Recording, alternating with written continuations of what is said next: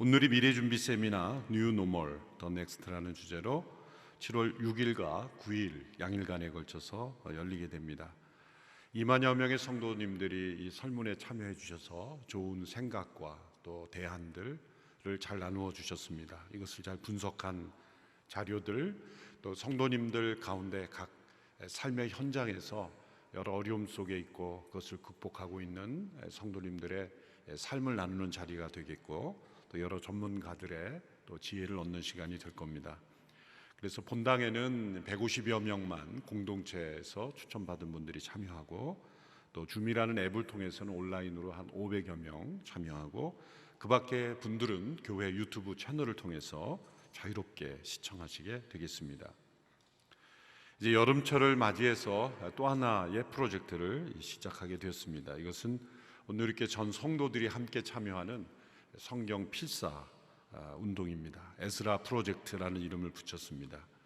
7월 5일부터 8주간 여름철을 이용해서 진행이 되는데, 이것은 저희가 여름 선교 아웃리치가 이번에 코로나 바이러스로 인해서 모두 다 취소됐기 때문에 그 기간 동안 대체하는 프로그램으로서 성경을 쓰는 그런 프로그램을 하게 됩니다.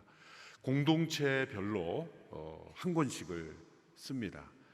공동체 성도님들 가운데 가정별로 이제 신청을 합니다. 우리 자녀들까지 단 한 줄이라도 한 절이라도 쓰고, 또 혹은 한 장, 이렇게 가정별로 분담을 해서 공동체마다 좀 인원이 좀 차이가 있지만 그 차이는 이제 분배를 했는데, 성도님들이 신청을 했는데 좀 많이 남는다 그러면 어떻게 해나 담당 목사님이 다 쓰시면 됩니다. 걱정할 필요 없습니다. 본인이 쓸 만큼만 이렇게 지원하시면 되면 나머지는 담당 목사님이 다 알아서 쓰실 거니까. 그래서 공동체별로 한 권을 쓰시고, 이제 공동체에 참여하지 않고 있는 분들도 계실 겁니다. 그런 분들은 홈페이지에 들어가면 내가 쓸 분량을 신청하시면 교회에서 필사지를 받아가실 수가 있습니다. 이렇게 되면 몇 권을 성도들이 쓸지는 잘 모르겠습니다. 그렇지만 여름철이 지나고 교회 로비에 우리 성도님들이 쓴 필사 성경을 다 모아서 함께 전시도 하려고 합니다. 제가 미국에서 목회할 때 어느 권사님은 6.25 전쟁 때도 영락교회를 지킨 영락교회 권사님이신데, 늘 시간만 나면 성경을 쓰시는 분이에요. 그때 90세가 넘으셔까지 성경을 쓰는데 아주 예쁜 글씨로 성경을 써서 그 권사님 방에 가면 한쪽 벽면은 다 성경 필사된 그 책들이 이렇게 쌓여져 있는 모습을 보고 큰 감동을 받았어요. 그 권사님의 아드님이 장로님이신데 저에게 어느 날, 목사님, 그 어머니가 너무 글씨를 작게 쓰고 계세요. 또 왜 그런가 보니까 제가 칭찬을 해드린 거예요. 글씨가 작아서 예쁩니다. 글씨가 점점 작아져가지고 더 이상 쓸 수 없을 정도로 작아진다고, 커서 좋습니다, 그렇게 한번 얘기해달라고 그랬던 기억이 납니다. 지금은 하늘나라에 가셨지만 그 평생 성경을 직접 쓰는 것, 그것이 얼마나 중요한지 모릅니다. 인터넷으로 이렇게 타이핑으로 쓰는 것도 또 익숙한 분도 계시지만, 역시 직접 손으로 쓰는 것에 그 은혜가 있기 때문에 이렇게 타이핑해서 출력하는 것은 받지 않고요, 직접 쓰는 것만 이렇게 받게 되겠습니다. 함께 신문을 참조하셔서 참여하시기 바랍니다. 또한 여름 방학 기간 동안에 84개 정도의 여름 방학 특강이 양육본부 통해서 제공이 됩니다. 이것은 신청하신 분들에게만 그 내용을 보내주셔서 그 동영상을 볼 수 있도록 해드리기 때문에, 이제 그 신문에 나는 그런 내용을 잘 참조하셔서 신청하시기 바랍니다. 드라이브인 예배는 이제 이번 주까지, 오늘까지만 진행됩니다. 이제 날씨가 무더워지기 때문에 에어컨을 계속 킬 수도 없고, 그래서 이 여름철에는 하기가 어려운 상황이기 때문에 이제 여름철에는 쉬게 됩니다. 가을에 날씨가 선선해지면 이 코로나 바이러스가 계속 이렇게 상황이 되면 우리가 해야 되겠지만, 또 다시 하지 않을 수 있는 날이 오게 되기를 바라면서 일단 5번 주까지 하고, 지금까지 드라이브인 예배를 드렸던 분들은 이제 토요일 주일이나 또 일요 주일 이 양일간에 걸친 여러 예배에 아직도 자리들이 가능하니까 오셔서 안전 수칙을 지키면서 이제 예배 드릴 수 있도록 그렇게 해주시기를 바랍니다. 생명의 삶은 계속해서 시편 말씀과 로마서 말씀을 묵상합니다. 이제 함께 모이지 못하는 이 기간 동안 무엇보다도 이 개인 경건 큐티를 통해서 하나님과 더 친밀해지는 그 기간을 우리가 경험하는 기간이 되기를 바랍니다. 이 시간 함께 코로나19 바이러스의 종식을 위해서 또 나라 민족을 위해서 함께 기도하며 6.25 전쟁 70주년을 맞이하는 올해의 저 북녘 땅이 변화되게 하시고 헛된 우상과 이념, 인간을 신격화하는 허구와 모든 거짓을 내려놓고 회개하며 돌아오는 땅이 되게 하옵소서. 동방의 예루살렘이라 불렸던 영광을 회복하게 하옵소서. 자유 대한민국 가운데 만연한 모든 거짓과 부정, 음란의 죄악들, 하나님의 창조 질서를 거스르는 동성의 물결과 또한 헛된 이념과 우상들, 탐심들이 끊어지게 하여 주옵소서. 다시 한번 교회가 영적 능력을 회복하고 복음 앞에 합당한 성령의 능력을 체험하는 교회 되게 하옵소서. 합심하여 함께 기도하며 나가겠습니다. 살아계신 하나님 아버지, 코로나 재난을 통하여 우리에게 말씀하시고 돌이키기를 원하시는 하나님, 그 음성을 우리가 분명히 듣고 돌이켜 회개하며 하나님 앞에 나아가는 저희들이 되기를 간절히 원합니다. 재난을 통하여 역사하시며 온 세상에 오직 한 분만 영광받기에 합당한 분인 것을 고백합니다. 살아계신 하나님의 통치하심이 이 땅 가운데 온전히 임하기를 간절히 원합니다. 높아진 인간의 마음을 낮추시며 교만한 인간의 뿔을 꺾으시며 다시 한번 하나님의 높고 위대하심을 나타내신 기간이 되기를 원합니다. 하나님 없이 인간의 문명이 얼마나 헛된 것이며 우리가 자랑했던 모든 것이 얼마나 허구인 것이며 인간의 거짓과 탐욕이 얼마나 무서운 것인지를 깨달으며 오직 십자가 앞에 나아가 회개하며 하나님의 도우심만을 겸손히 구하는 저희들이 되기 원합니다. 이 나라 민족, 전쟁의 상흔이 아직도 드리워진 이 땅에 어두운 그늘이 떠나가게 하여 주시고 헛된 공산사회주의 이념이 떠나가게 하시고 헛된 우상과 탐심이 끊어지게 하여 주시옵시며 저 북녘 땅의 자유의 나라가 되게 하시고 성령의 충만한 역사가 임하는 땅이 되게 하여 주시기를 원하며 이 땅에 만연한 모든 거짓과 부정과 음란을 회개하며 하나님 멀리 떠난 모든 죄악의 흐름들이 끊어지게 하여 주시옵소서. 우리의 자녀들에게 믿음을 허락하여 주시며 하나님을 경외하며 사랑하는 자녀들로 이 나라 민족이 자자손손 더욱더 하나님의 쓰임받는 민족 되게 하여 주시기를 원합니다. 주님, 이 기간 동안 하나님을 더 깊이 알아가기를 원합니다. 예배당 예배 함께 참여하고 있지 못하는 영혼들, 영상으로 어디에서 있든지 함께 믿음의 삶을 살게 하여 주시며 승리하게 하여 주시며 우리 함께 모두 모여 예배 드리는 날까지 어느 곳에 있든지 믿음의 승리를 경험할 수 있도록 축복하여 주시옵소서. 살아계신 하나님, 하나님의 크고 두려우심을 경험하며 이 재난을 통하여 우리를 새롭게 하시는 하나님의 선하신 손길을 찬양하며 우리 모두가 진정한 회개를 통하여 하나님의 역사를 체험하는 저희들이 되게 하여 주시옵소서. 이 나라 민족을 새롭게 하여 주시며 참되고 거짓이 없는 신앙으로 온전히 변화되는 이 나라 민족 되어 하나님의 쓰임받는 나라가 되게 하옵소서. 예수님의 이름으로 기도하옵나이다. 아멘. 예수님께서 12살이 되었을 때 일입니다. 유대인들은 13살부터 성인으로 간주하기 때문에 12세부터 금식을 배우고 그리고 부모님과 함께 절기를 지키며 성인으로서의 삶을 준비하기 시작합니다. 그래서 예수님께서 12살 때 유월절 절기를 지키기 위해서 요셉과 마리아와 함께 예루살렘을 방문하게 된 것입니다. 그때 일어난 이 일은 틀림없이 누가가 마리아로부터 직접 듣고 기록한 이야기일 것입니다. 유월절 절기를 다 마치고 이제 각기 집으로 돌아가고 있을 때 예수님께서 일행 중에 있을 것이라고 그렇게 생각을 하고 집으로 가던 중에 하룻길을 가서야 예수님이 계시지 않는다는 것을 발견하게 됩니다. 그리고 다시 예수님을 찾아 3일을 예루살렘을 향하여 가서 발견하게 된 이야기입니다. 오늘 보면 44절의 말씀을 함께 읽어보시죠. 시작. 그들은 예수가 일행 속에 있으리라 생각하고 하룻길을 가다가 그제야 친척들과 친구들 사이에서 예수를 찾기 시작했습니다. 요셉과 마리아는 당연히 예수님이 일행 중에 있을 것이라 생각했습니다. 우리가 생각하기엔 좀 이해되지 않는 영역들이 있죠.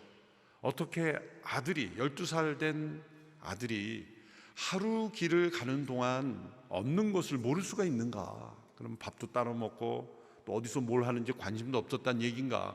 그렇게 이해가 되지 않는 그런 부분이 분명히 있습니다. 그것은 그 유대인들의 이 절기를 지키는 풍습을 생각해 보아야 합니다.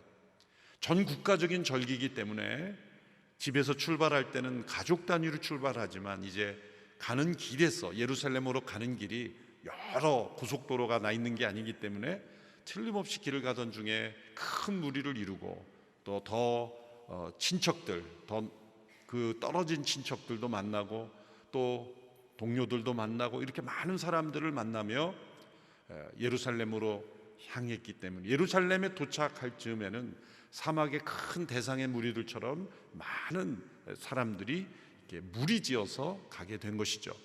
당연히 절기를 지키고 돌아올 때는 큰 무리를 지어서 출발을 하게 되고 점점 집에 가까울수록 작은 가족 단위로 이제 흩어지게 되지 않습니까? 그러니까 이 예루살렘에 출발할 때는 많은 무리들이 함께 친척들, 친구들 이렇게 많은 무리들이 함께 출발했기 때문에 예수님께서 어딘가에 그 무리 중에 있을 것이다 이렇게 생각하게 된 것이죠. 또 한편으로는 예수님께서 12살이지만 그만큼 요셉과 마리아에게 신뢰를 받았다는 겁니다. 눈에 보이지 않아도 어디에선가 반드시 있어야 될 자리에 있을 것이다. 친척들과 함께 있을 것이다. 그렇게 신뢰를 받았던 예수님의 어린 시절이라는 것을 우리에게 알려주기도 하는 것입니다. 예수님의 이 어린 청소년 시절, 예수님의 공생애를 시작하기 이전에 유일하게 남아있는 이 기록, 그래서 매우 중요한 것이고 예수님께서 공생이 시작하기 전에 첫 번째로 공식적으로 하신 말씀이기 때문에 이 내용이 우리에게 또한 중요한 것입니다. 예수님께서 일행 중에 당연히 있을 것이라고 생각했지만 계시지 않았다.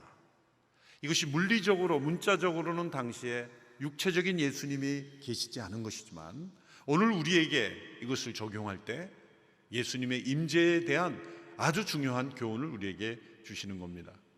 스펀전 목사님은 오래전에 이런 권면을 우리에게 이미 주신 바가 있습니다.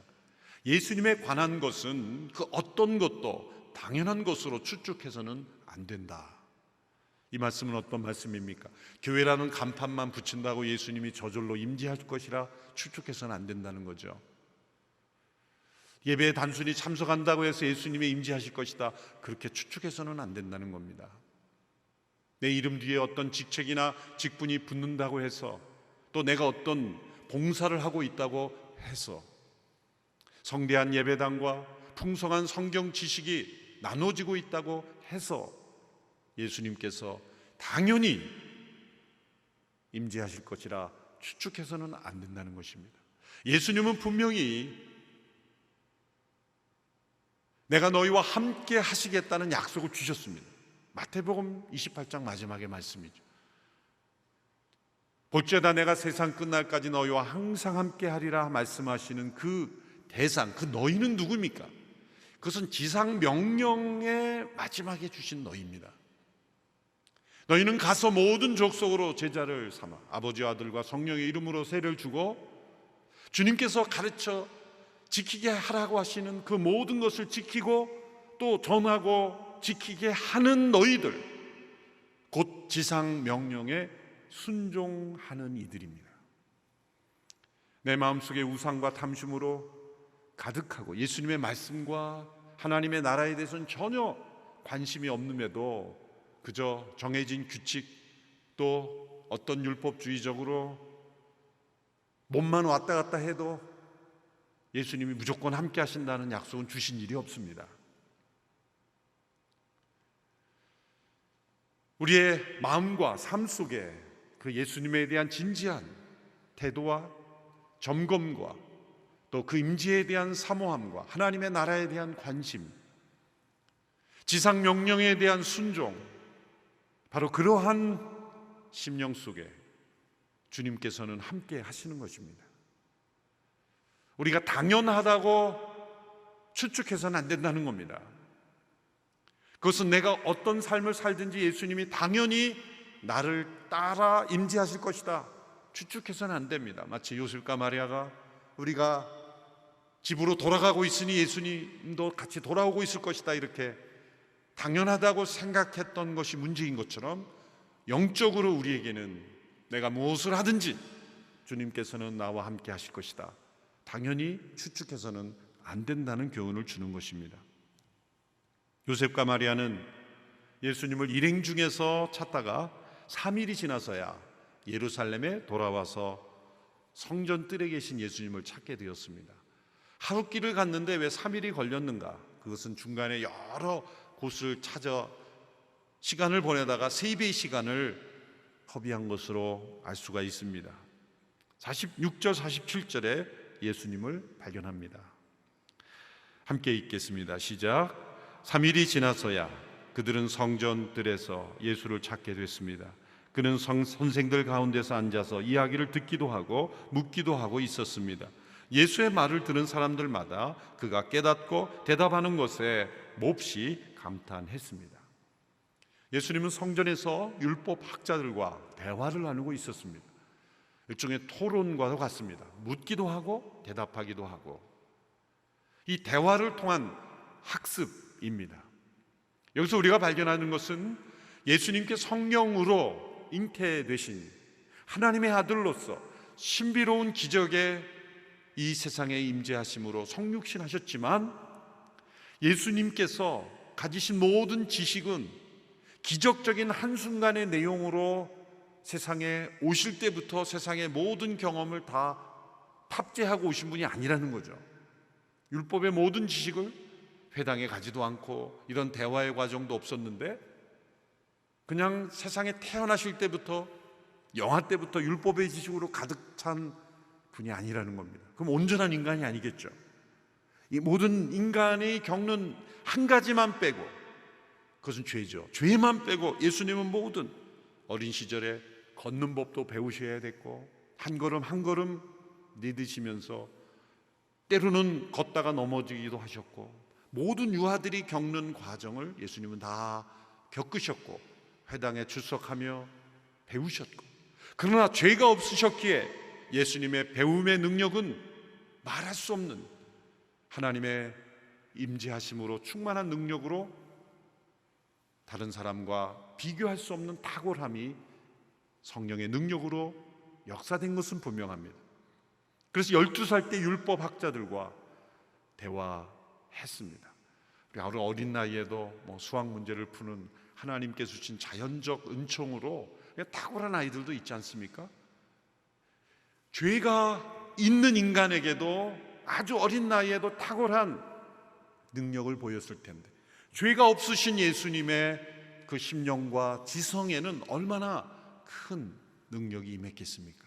12살 때 예수님이 그렇게 율법학자들과 배움의 시간, 나눔의 시간, 또 율법학자들이 감탄할 정도로의 율법을 꿰뚫어 보시는 통찰력으로 그들을 가르치시기도 하신 것입니다.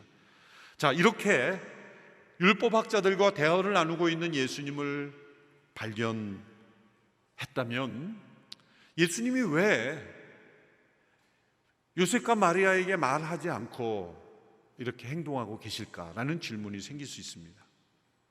율법에 대해 더 알고 또 율법학자들을 가르치실 의도라면 미리 요셉과 마리아에게 이제 집으로 돌아가기 전에 엄마 아빠를 찾아서 아버지 어머니 제가 성전에서 좀 율법학자들을 만나고 가겠습니다, 좀 기다려 주십시오라고 말하든지 뭐 어떤 그러한 계획을 얘기하고 실행할 수도 있었을 겁니다.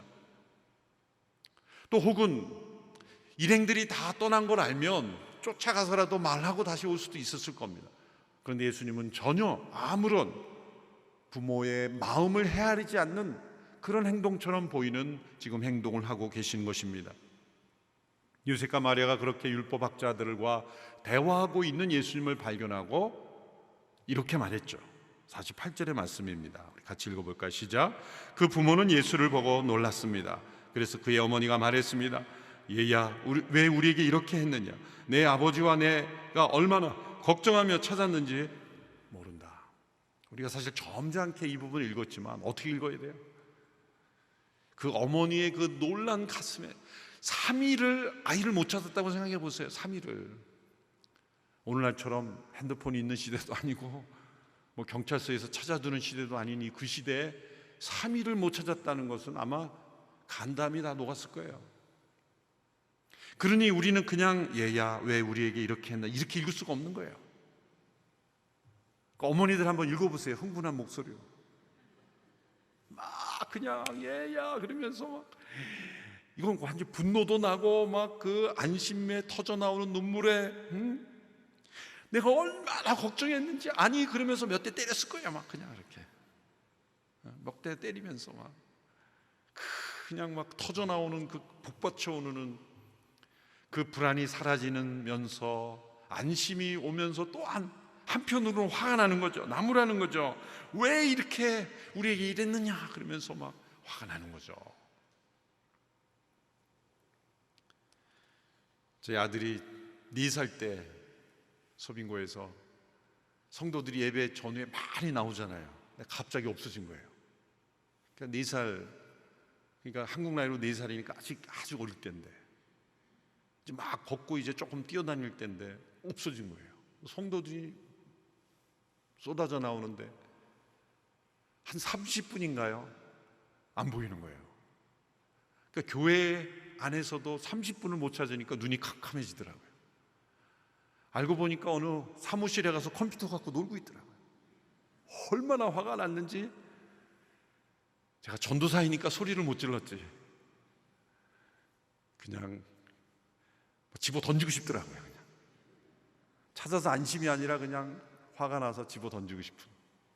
이게 부모의 마음 아니에요. 지금 요셉과 마리아가 바로 그런 수준이에요. 당연한 부모의 놀람과 또 부모의 분노입니다. 그런데 이렇게 화를 내고 있는, 분노하고 있는 요셉과 마리아의 이면에는 문제가 있습니다.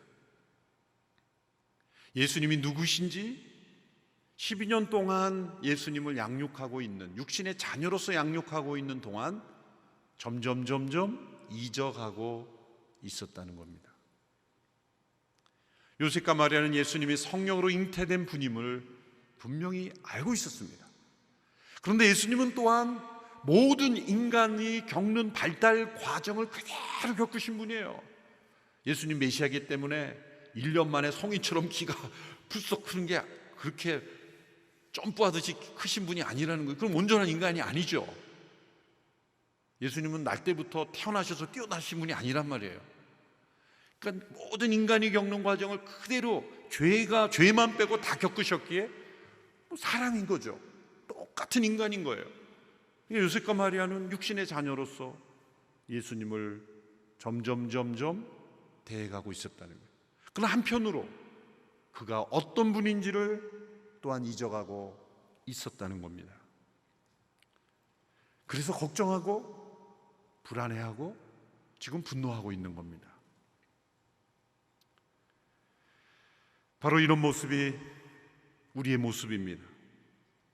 요셉과 마리아의 모습이 바로 우리의 모습인 것은 우리가 이 말씀 속에 나타난 예수님의 생애와 또 예수님의 사역을 읽으면서 우리 식대로 해석하는 거예요. 내가 경험한 세계의 관, 내가 경험한 이 어떤 세상의 경험 속에 예수님을 끼워 맞추는 거예요. 때로 예수님이라면 용납할 수 없는 일을 하면서도 예수님도 이해하시겠지, 그렇게 예수님을 나의 삶에 끼워 맞추든지, 아니면 때로 교회 안에 회의를 하면서 예수님의 이름으로 모였다고 하면서도 예수님의 임재라면 도저히 있을 수 없는 그런 인간적인 분노와 욕심과 탐욕으로 서로를 정죄하는 그런 관계로 만나면서도 끝날 때는 또 예수님 부르며 끝나는 거예요. 회의를 할 때 예수님 분명히 계시는 곳이라고 말하면서도 실제로는 이렇게 말하는 거하고 똑같아요. 예수님이 앉아 계시면 예수님 잠깐만 나가 계세요. 우리끼리 할 얘기가 좀 있습니다. 기도를 하면서도 바로 예수님의 임재에 합당하지 못한 그런 모습이 나타난다는 것은 바로 예수님을 우리의 수준으로 끌어내리는 거예요. 그분이 어떤 분인지를 있는 그대로 인정하지 않고 그냥 인간 예수처럼 끌어내리는 거예요. 때로는 신학자들이 그런 일을 합니다. 역사적 예수란 이름으로 예수님에게서 모든 신비와 기적과 초자연적인 능력은 다 빼버리고 우리의 과학과 이성으로 이해할 수 있는 그런 예수님으로만 각색하는 것을 수많은 신학자들이 그렇게 하고 있어요. 바로 요셉과 마리아의 모습이죠. 자신들이 받아들이지 못하면 예수님을 축소해서 받아들이는 겁니다. 요셉과 마리아가 예수님께 맞추는 것이 아니라 예수님을 자신의 삶에 맞추려고 했던 그런 모습. 우리가 육신의 자녀도 우리의 뜻대로 맞추지 못하죠. 여러분 가운데 육신의 자녀가 부모들이 기대하고 원했던 모습대로 다 되는 경우 얼마나 될까요? 때로는 부모가 기대했던 모습과 다른 모습이지만 그 이상으로 만족하는 경우도 있을 수 있습니다. 그럼 거의 희박합니다. 육신의 자녀조차도 내가 양육하고 내 철학과 교육을 시켰는데도 자녀가 그렇게 되지 않는 이유는 무엇입니까? 내 자녀이기 전에 하나님의 자녀이기 때문에 그렇습니다. 부모의 계획보다 하나님의 계획이 더 앞서기 때문에 내 마음대로 되지 않는 것입니다. 하물며 육신의 자녀도 그러할진데 지금 예수님 육신의 자녀만이 아니라 그분은 하나님의 유일하신 아들이시오 하나님 아버지의 뜻을 행하려 오신 분이기 때문에 어떻게 요셉과 마리아의 그 틀에 맞춰질 수가 있겠습니까? 부모가 할 수 있는 어쩌면 최고의 불신앙은 자녀를 부모의 틀에 맞추려고 하는 것입니다. 하나님께서는 그 자녀를 쓰시려고 하는데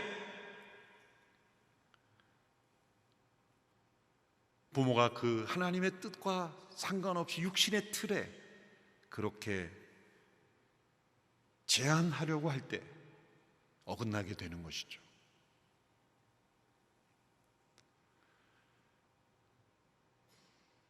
사실 저는 어린 시절에 부모님의 말씀에 불순종해 본 적이 없습니다. 여러분 보실 때도 그럴 것 같죠? 그런데 제가 부모님의 말씀에 정면으로 불순종했을 때가 있습니다. 제가 부르심을 받고 목회자가 된다고 했을 때 반대했어요. 저희 형님도 목회자인데 형도 이제 목회자로 헌신했는데 너까지 그럴 필요가 있겠는가? 신앙이 있으시다고 하면서도 그런 부르심에 대해서는 동의를 하지 않더라고요. 반대하셨어요. 그럼 제가 순종해야 됩니까? 부모님의 뜻과 하나님의 뜻 가운데서. 그래서 제가 불순종했죠. 그래서 부모님의 도움을 하나도 받지 않겠다. 그때부터 완전히 독립해서 신학교를 가면 이후부터는 경제적으로나 모든 면에서 한 번도 도움을 받지 않았어요. 불순종이었죠. 때로 어떤 부모님의 자녀에 대한 나름대로의 사랑과 기대가 있지만 그것이 하나님의 어떤 부르심과 어긋나는 순간이 있을 수 있어요. 그럴 때 그 부모님이 하나님 중심으로 바라보지 않으면 그 자녀를 향한 하나님의 뜻에 걸림돌이 될 수도 있다는 거예요. 지금 요셉과 마리아와 예수님과 일어난 해프닝은 단순한 사건이지만 매우 우리에게 중요한 인사이트를 주는 겁니다. 왜냐하면 이 예수님께서 이제 요셉과 마리아가 예루살렘에 있는 예수님을 발견했을 때 어떻게 말씀하셨는지를 잘 보셔야 됩니다. 49절의 말씀이죠. 49절 같이 읽습니다. 시작. 그러자 예수가 말했습니다. 왜 나를 찾으셨습니까? 내가 마땅히 내 아버지의 집에 있어야 하는 줄 모르셨습니까? 여러분, 충격적인 말이죠. 왜 나를 찾으셨습니까? 내가 마땅히 내 아버지의 집에 있어야 하는 줄 모르셨습니까? 이 이야기를 들었을 때 요셉과 마리아가 화가 더 났을 거예요. 왜냐하면 3일 길을 찾아 헤매다가 드디어 찾았는데 그러면 무슨 말을 해야 돼요? 인간적으로 생각하면 죄송합니다 아버지 어머니, 죄송합니다, 제가 미처 이렇게 얘기를 못해서 미안합니다, 이런 얘기를 해야 될 텐데 왜 나를 찾으셨습니까? 합당하지 않은 말씀 같습니다. 함부로 말하는 것 같이 보이지 않습니까? 충격이 됐단 말이에요. 이때 요셉과 마리아는 어떻게 보면 인간적인 정이 뚝 떨어졌을 거예요. 여러분, 가끔 자녀를 키우다 보면 자녀에게서 정이 뚝 떨어지는 순간이 있죠? 자녀에게 물어보면 자녀는 우리는 오래전에 이미 떨어졌습니다, 그렇게 얘기할 거예요. 하여튼 부모와 자녀 간에도 이 정이 떨어지는 순간이 있다는 거예요. 지금 예수님의 말씀을 보면 완전히 정 떼는 말이에요. 왜 이렇게 말할까요? 정을 떼려 그런 겁니다. 왜 정 떨어지는 말씀 하셨을까요? 정을 떼야 되기 때문에. 요셉과 마리아가 12년 동안 얼마나 그 예수님을 애지중지 잘 키웠을까요?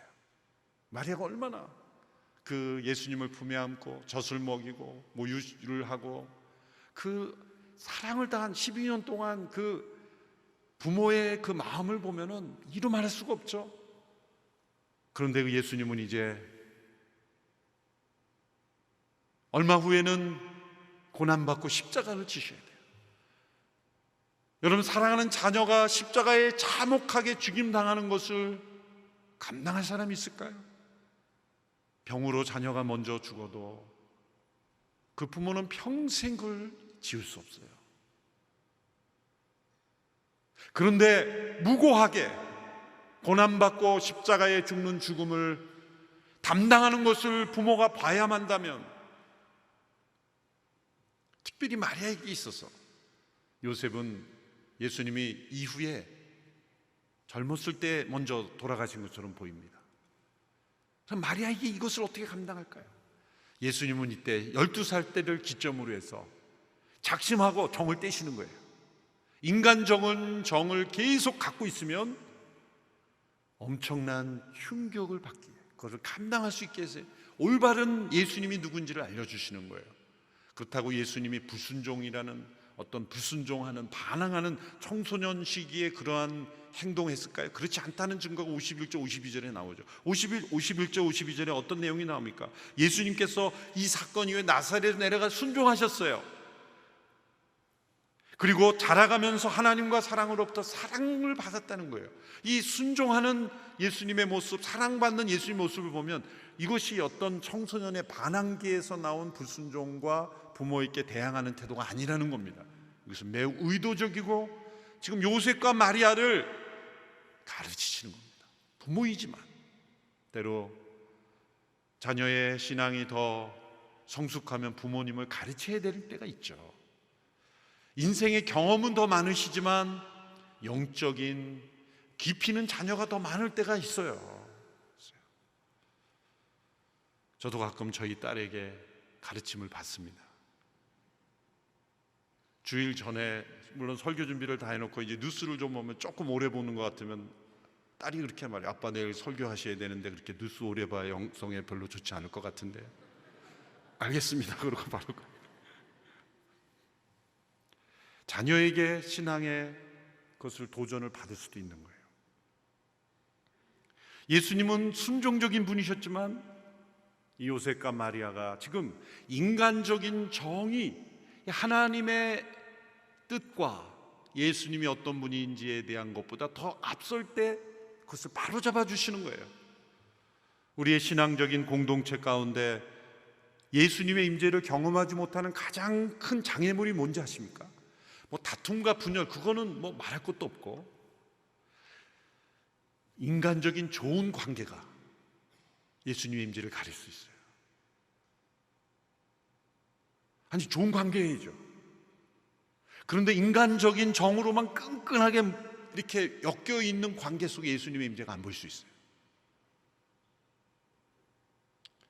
제가 교민교회를 목회하면서 다 그런 건 아니지만 일부 성도들이 아주 그냥 하나가 돼 있어요. 무슨 말을 해도 찬성이고 무슨 말을 해도 일심동체처럼 움직이는 거예요. 그래서 저런 분들 보면 본인 생각은 없으신가? 그럴 정도. 왜? 인간적인 정으로 하나가 돼 있어서 하나님의 뜻이 무엇인지는 상관없어요. 나와 가까운 저 사람이 주장하면 뭐든지 하나가 되고, 그것이 하나님의 뜻인지 아닌지 상관없는 거예요. 교회가 세상에 비우심을 받을 때는 반드시 그러한 모습이 됩니다. 인간적인 정과 의리, 관계, 어떤 우리가 함께 살아온 날들, 이런 게 더 중요한 거예요. 지금 예수님의 임재가 있느냐 없느냐는 중요하지 않아요. 그것은 시작 기도, 마침 기도 때만 하면 되는 거예요. 그러나 그 기도의 능력은 없는 거죠. 예수님의 임재는 보이지 않는 거예요. 그것이 바로 요셉과 마리아가 빠질 수 있었던 문제를 예수님이 미리 12살 된 예수님이 교정해 주신 거예요. 그래서 제가 그때 성도님들에게 이렇게 권면했어요. 사랑하는 성도 여러분, 예수님이 보일 만큼만 가까우십시다. 너무 멀어도 예수님이 보이지 않고 너무 가까워도 예수님이 보이지 않을 수 있어요. 우리의 관계 속에 내가 아무리 가까운 사이라도 예수님이 보일 만큼만 가깝지 않으면 그 관계가 예수님의 임재를 가로막는 걸림돌이 될 수 있다는 거예요. 요셉과 마리아에게는 육신의 부모와 자녀의 관계가 예수님의 임재를 가로막는 걸림돌이 될 수 있었다는 거죠. 예수님은 요셉과 마리아에게 이렇게 교훈하고 계신 겁니다.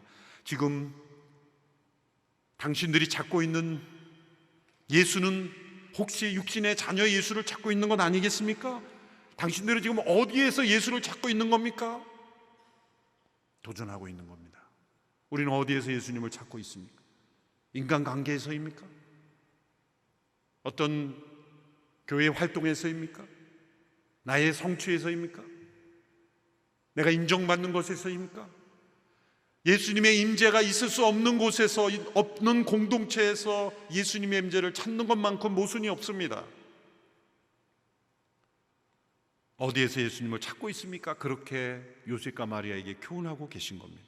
예수님은 이렇게 말씀합니다. 내가 마땅히 내 아버지의 집에 있어야 하는 줄 모르셨습니까? 이 말씀을 원문으로 직역하면 이렇게 돼야 됩니다. 내 아버지의 안에 있어야 하는 줄 모르셨습니까? In my father's, 소유격으로 그냥 끝납니다. 집이란 단어가 없어요. 근데 왜 집이라고 번역했는가?